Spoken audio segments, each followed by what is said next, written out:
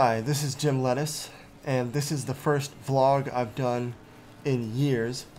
But I wanted to update you on the channel and the businesses, just what's going on in my life. And I want to explain why I haven't uploaded in a while. So bear with me here. So a few months ago, I actually hurt my back. And full disclosure, it wasn't super serious. I've since recovered, but it really changed the way I look at my life. It really scared the crap out of me, to be honest. So first off, how it happened, I was at the gym and I was on the back machine, and I think I just did too much weight and I didn't keep my back straight, and I was sore the first day, but I didn't realize I had hurt it yet. I actually went back to the gym multiple days after that, and it was only until like that weekend I've been over to pick up a box in my house, and then my back hurt really bad, and that's when I thought, oh man, I'm actually injured. I have to go to the doctor and stuff. And apparently I had injured it, but then I agitated it over the next week and a half. I actually hurt it multiple times before I actually went to the doctor, because I didn't think it was that bad. I thought, oh, I'll take it easy the first time I heard it. But then I heard it when I bent over at the sink, and then I heard it pretty bad when I bent over to turn on this fan, and I thought, okay, now I really have to go to the doctor. However, I didn't really get scared until I went to work, because I thought I could work. You know, I work at a coffee shop. It's not super demanding physically, but suddenly I couldn't do anything, and I got really scared. You know, like in the horror movie when the camera zooms in and the walls kind of stretch around them. I thought, oh my gosh, how am I gonna have health insurance if I can't work? It was really scary. It was a very existential dread that I had. So I went to the doctor, and they gave me all these steroids to heal and pain medicine. And I really didn't take much of the pain medicine because I'm afraid of that type of stuff specifically. Like, I don't really like taking pills, but pain pills, those things can be dangerous, and some people can get addicted, and I just don't want to do anything. So at the most, I think I took some Tylenol the first week, but that was it. I got prescribed these pain meds, and I never actually took them. But my recovery was very up and down. Again, it wasn't super serious, but I've never had a back injury before in my life. I've always been pretty athletic. I've never really had a serious injury like this. And so it's very up and down. You don't realize how much you use your back until you can't do it. It's not like when you mess up your pinky or your ankle or something. It was suddenly I couldn't really do anything. So I signed up for physical therapy because you don't want to mess around with your back. And I did that for about a month. And it worked out. It costed me a pretty penny, even though I have health insurance, but I believe it was worth the money. So I'm mostly healed now, but I just wanted to talk about how that happened, and it just scared the crap out of me, you know? Alright, so the next thing I want to talk about is another life-changing event, but this one was not as serious or bad.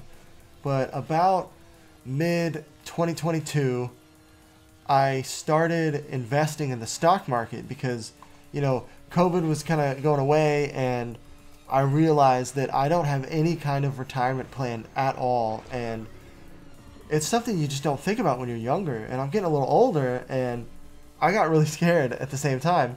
So I found out that I actually really like it. And another thing about getting older is that the things you do when you're younger don't really fulfill you.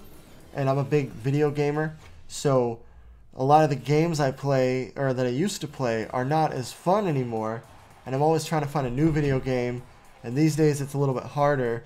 But when I got into investing, I realized that it is like a video game. There's little numbers and graphs, and obviously it's, you know, it is like gambling. You can lose your money. You know, I'm not a financial advisor or anything, but I realized this is a video game that I can play for the rest of my life. It's not going to get boring because the stock market's always going up and down. There's always something with a new business or the economy. And so it was pretty good idea, I think, to get into it.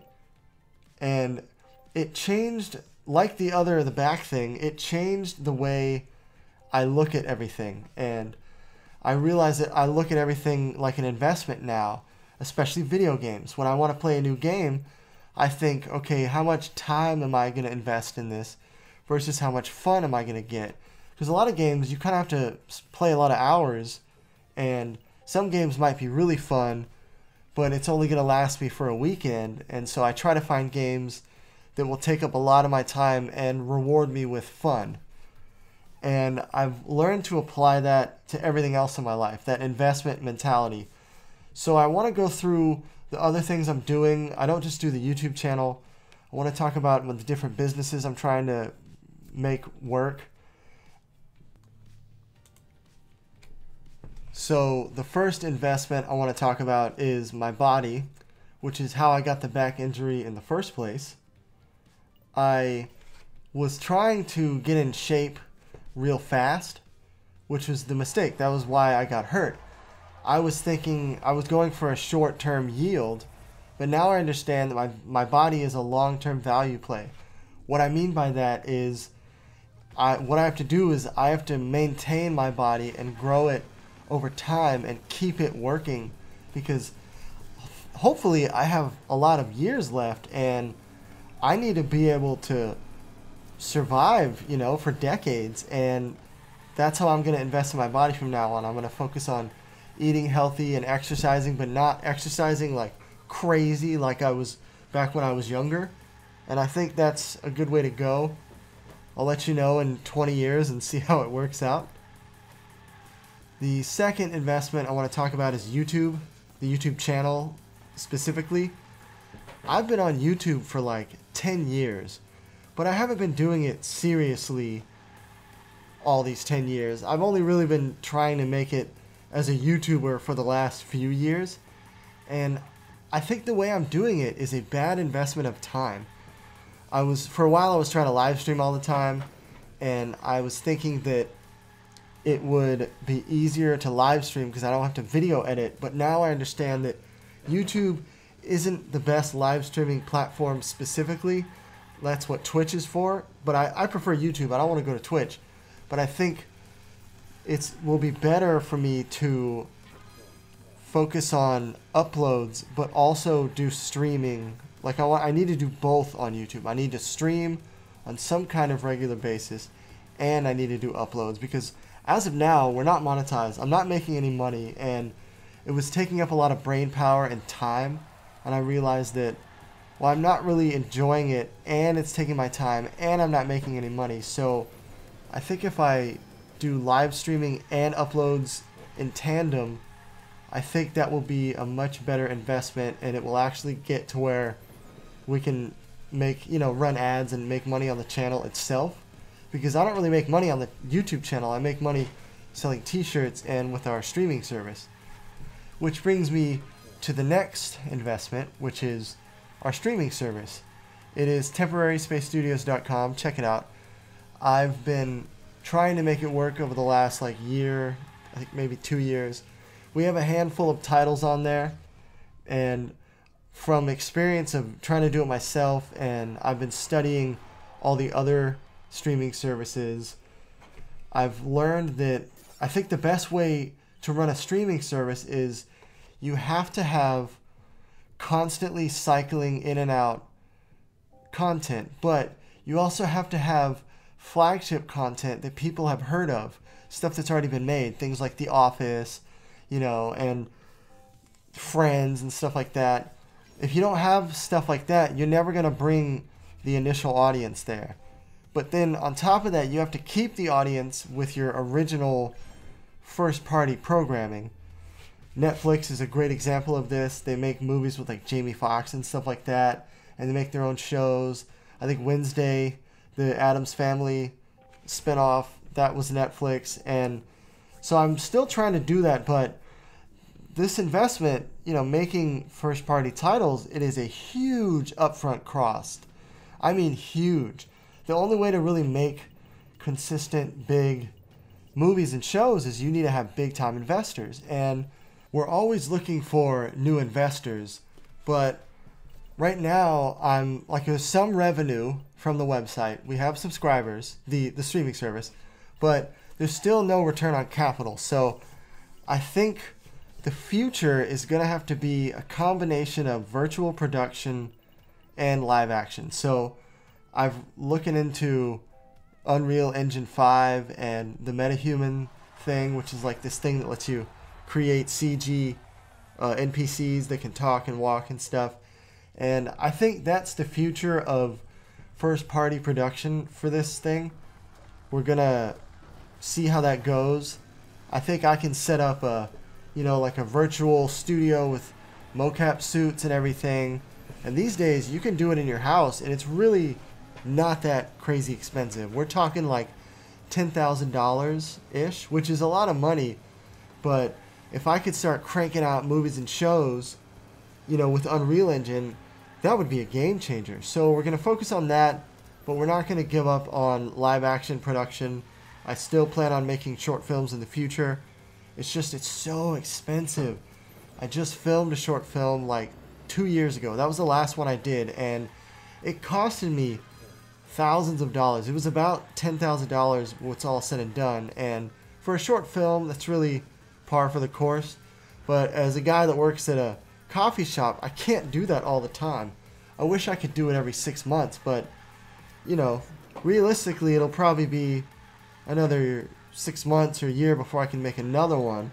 But the good news about short films is that they are great things to show investors. It's like having a little miniature model to show them, say, okay, this is what it's going to be like. We need money to make a bigger one. So that's the plan. For the next investment, I want to talk about the clothing website. Our clothing brand, Let Us Wear Clothing, is actually doing very well. People are still buying the shirts. Check it out. It's letuswearclothing.com. So far, I've been doing it for a few years, seriously, and it's a good investment. It's low cost to operate. It's almost free for me to create a new shirt design, and I just click a few buttons and I can sell it. We do it through Teespring, which is pretty cool. Shout out to Teespring. We're not sponsored by them or anything, but I like the website. But I want to change my strategy. I think I can expand the income way better, and I think what it means is we're going to start selling more shirts and different types of shirts. We're going to diversify the product line, and we're going to expand into 2 other websites, 2 sub-brands under the umbrella of Let Us Wear Clothing. I don't really want to give away what the brands are going to be called. I'll do that when it actually is up and running. But I think that will significantly increase our income in the next few years. So stay tuned. We'll see how that goes. We are also going to spend more on advertising and promotion. I think that will also increase the income. So finally, I want to make an announcement, I guess, which is half the reason for this video. After all this existential crises and things going on, I was trying to figure out why I can't live stream all the time, and a big reason is because I'm having skin issues, and that's one of the reasons I didn't really live stream for a while, because my skin's all messed up. And when you have a bad skin day, nobody remembers, nobody's paying attention to you, okay? But if you document it and you archive it in a video, everybody's going to remember it. So I've opted not to live stream, and I went through all this trouble, like, should I quit using a face cam? Should I wear a mask? Should I try to, and I realized that the face cam is the problem. So I'm officially not using my face cam anymore. I don't want to put my face on the internet anymore. I want to begin the process of becoming a VTuber.